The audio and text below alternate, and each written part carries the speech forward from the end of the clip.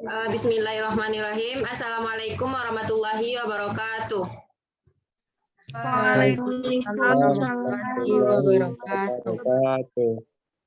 Alhamdulillahillazi arsala rasulahu bil huda wa dinil haqq liuzirahu ala dini kullihi wa kafa billahi syahida. Asyhadu an la ilaha illallah wa asyhadu anna Muhammadar Rasulullah la nabiyya ba'da amma ba'du. Yang sama-sama kita hormati Ibu dosen pengampu mata kuliah Ekonomi Ketenagakerjaan Ibu Putri Ayu dan seterusnya kepada teman-teman yang seperjuangan dengan saya. Pertama dan yang paling utama sekali, marilah kita panjatkan rasa puji dan syukur kita atas kehadirat Allah Subhanahu wa taala yang telah melimpahkan rahmat dan karunia-Nya kepada kita semua. Salawat beriringkan salam tidak lupa kita kirimkan kepada Nabi besar kita, yakninya Nabi besar Muhammad Sallallahu Alaihi Wasallam. Baiklah, pada kali ini kami dari kelompok 3 akan membahas materi tentang campur tangan pemerintah dalam pasar tenaga kerja. Yang mana materi pertama akan dijelaskan oleh Saudari Della Mai Putri. Kepada Saudari Della, saya persilahkan. Baiklah, terima kasih moderator. Assalamualaikum warahmatullahi wabarakatuh. Waalaikumsalam warahmatullahi wabarakatuh. Saya Della Mai Putri, NIM 3219-064, akan menjelaskan materi pertama tentang campur tangan pemerintah dalam tenaga kerja. Yang A, mengapa pemerintah mengatur pasar tenaga kerja? Sebagian besar aturan terhadap pasar tenaga kerja swasta dibutuhkan karena alasan yang pertama, untuk mengatasi ketidaksempurnaan dalam saingan yang nampak ada. Dan yang kedua, untuk memberantas apa yang nampak ada dari pandangan mereka yang mencari perlindungan peraturan itu. Akibat-akibat persaingan yang tidak diinginkan. Dalam hal ini, dukungan publik untuk peraturan itu bisa didasarkan pada konsep keadilan atau persamaan yang dapat diterima secara luas. Sekian penjabaran materi dari saya kembalikan ke moderator.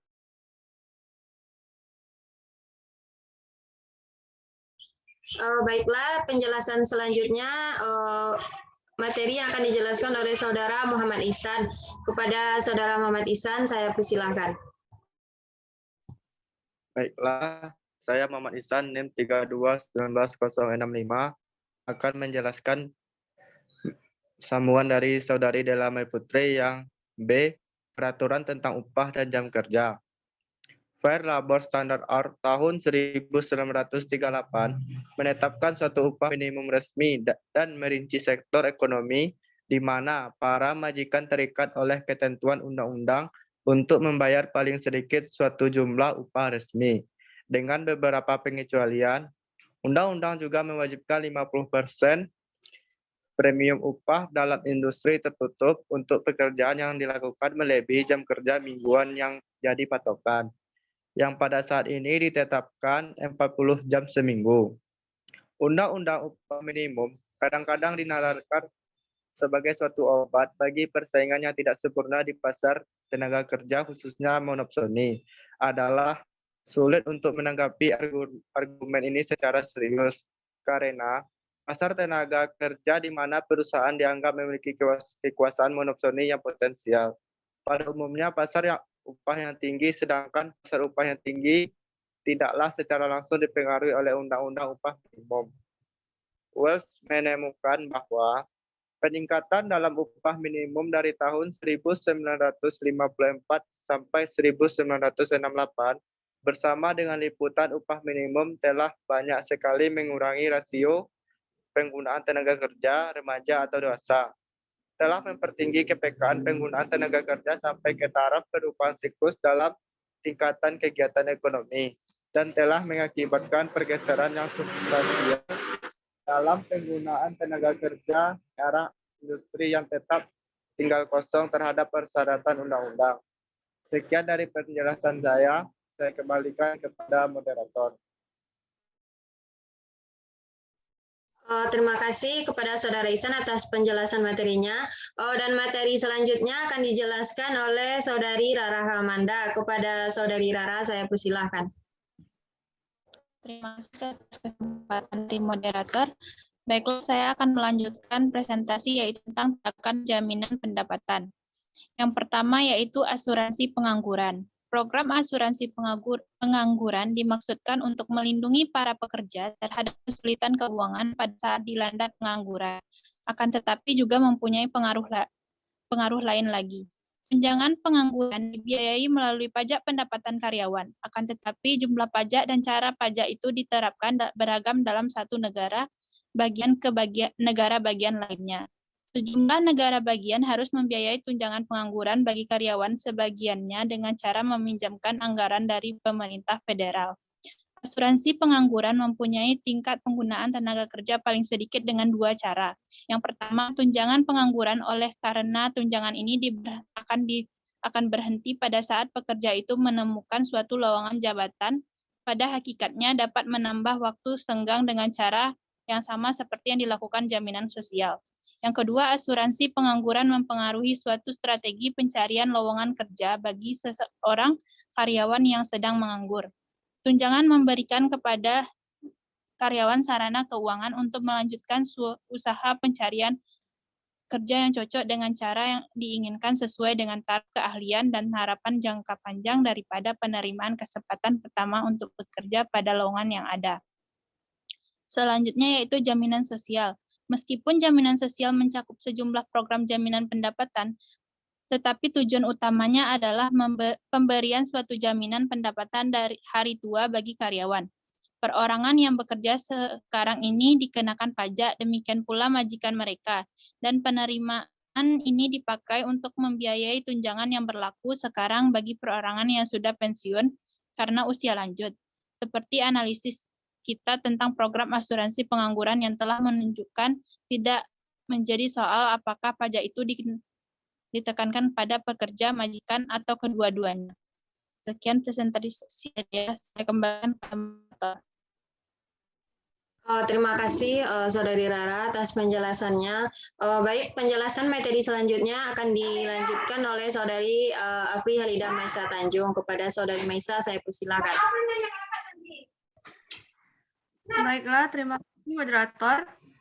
Saya akan melanjutkan mengenai poin C tindakan jaminan pendapatan, yaitu nomor 3 dan 4. Yang ketiga, kompensasi pekerja.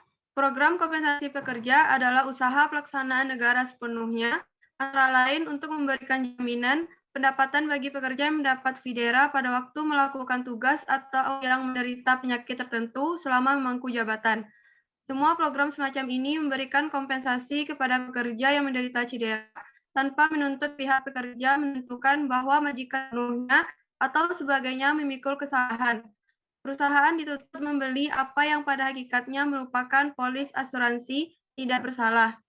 Yang keempat, siapakah yang mendapat keuntungan dan siapakah menderita kerugian dari program jaminan pendapatan.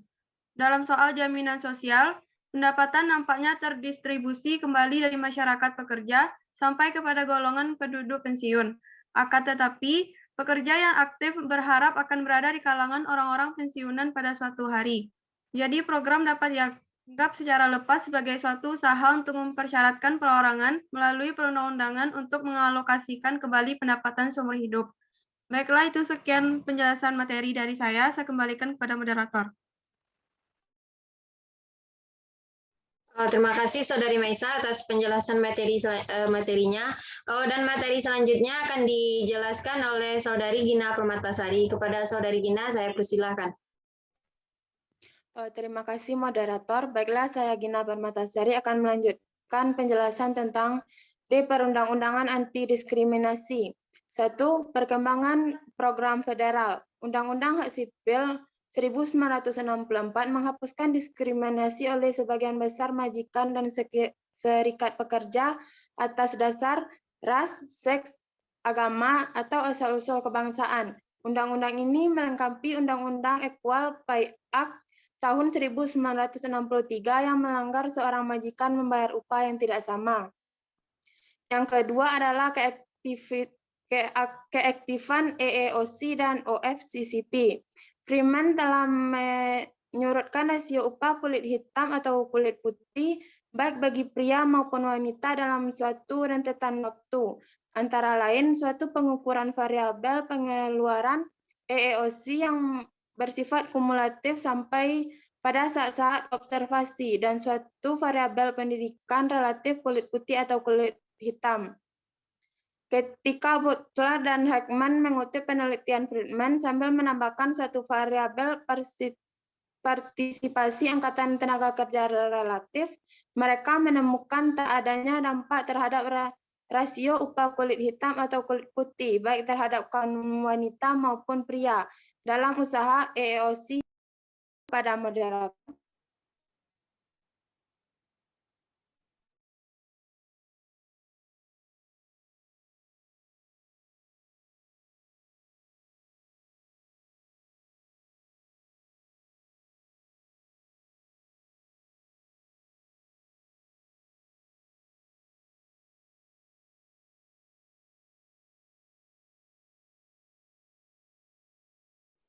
Baik, terima kasih kepada Saudari Gina yang telah menjelaskan materinya.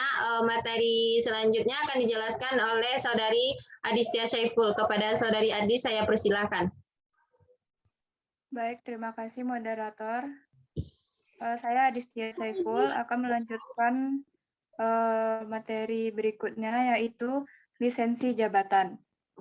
Permasalahan perizinan sebagai suatu sarana untuk menjamin kualitas terbuka terhadap permasalahan lainnya.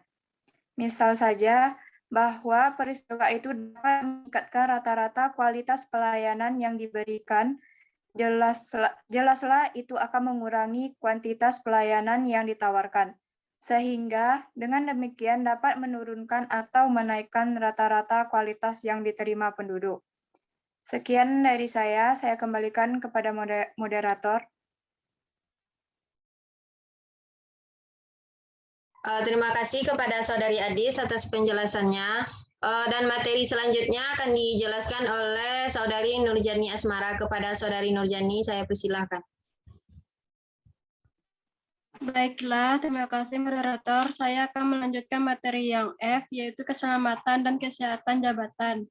Banyak undang-undang yang berlaku pada tingkat negara, bagian, dan federal yang berusaha menciptakan kondisi kerja yang aman bagi berbagai macam lowongan pekerjaan. Undang-undang ini memberikan wewenang kepada kantor Departemen Tenaga Kerja untuk menciptakan dan menjalankan standar keselamatan kerja bagi industri. Yang pertama, jumlah keselamatan yang optimal. Yang pertama, haruslah dipahami benar-benar bahwa dengan tidak adanya perundang-undangan, para majikan yang mengejar untuk maksimal akan menaruh minat untuk memberikan sejumlah tingkat keselamatan. Dipahami dengan baik bahwa pemberi keselamatan kerja yang mutlak adalah tidak memungkinkan. Apalagi pilihan perusahaan adalah untuk memperoleh keuntungan yang maksimum. Sekian materi dari saya kembalikan kepada moderator. Baiklah, terima kasih kepada Saudari Nurjani atas penjelasan materinya. Dan materi terakhir akan dijelaskan oleh Saudari Yundari Sandika. Kepada Saudari Yundari, saya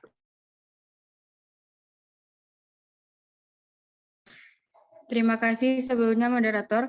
Baiklah, saya akan menjelaskan materi selanjutnya, yaitu apakah pasar tenaga kerja dapat memberikan tingkat keselamatan sosial yang optimal. Model informasi sempurna menghasilkan tingkat keselamatan kerja yang memaksimalkan laba yang menjadikan sama dengan tingkat sosial yang optimal. Informasi yang tidak sempurna tidaklah dengan sendirinya secara potensial membenarkan intervensi pemerintah. Akan tetapi apabila para pekerja secara sistematik menyampaikan risiko kecelakaan, jumlah keselamatan kerja yang diberikan dalam tempat kerja yang akan kurang daripada tingkat sosial. Yang selanjutnya yaitu apakah OSHA bekerja efektif. OSHA tidak mempunyai dampak yang berarti terhadap tingkat cedera pada industri. Salah satu penelitian yang paling sering dikutip untuk mencapai kesimpulan ini adalah Kit Visual yang telah melakukan pengamatan terhadap data tingkat kecelakaan industri. untuk periode tahun 1972 sampai 1975. Sebagai lawannya, penelitian tentang dampak OSHA terhadap gangguan jabatan tidak dapat dianggap berlaku sampai OSHA telah melakukan secara efektif untuk jangka waktu yang lebih panjang. Sekian penjelasan dari saya kembalikan kepada moderator. Terima kasih kepada teman-teman yang sudah menjelaskan materi kita pada hari ini. Kepada teman-teman, saya persilahkan untuk mendengarkan dan memahami materi yang sudah kami sampaikan. Baik, terima kasih kepada teman-teman semua. Saya sebagai moderator, mohon maaf apabila ada kesalahan. Wabillahi taufiq wal hidayah. Assalamualaikum warahmatullahi wabarakatuh. Waalaikumsalam warahmatullahi wabarakatuh. Wabarakatuh.